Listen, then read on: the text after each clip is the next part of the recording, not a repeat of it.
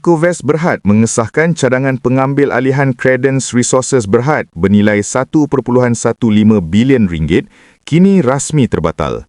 Dalam pemakluman kepada Bursa Malaysia, Ecovest menjelaskan perjanjian prinsip atau HOA tamat pada 26 Januari 2026 selepas 9 kali lanjutan tarikh akhir sejak ia diumumkan pada 2023.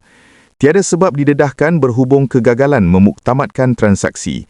Cadangan asal melibatkan pengambil alihan 70% kepentingan dalam CRSB daripada Tan Sri Lim melalui terbitan saham baharu Ecovest pada harga 60 sen sesaham. Langkah itu dijangka memperluas perniagaan pembangunan hartanah kumpulan. CRSB memiliki bank tanah strategik termasuk pegangan dalam Iskandar Waterfront Holdings dan Iskandar Waterfront City meliputi lebih 4,200 ekar di Johor.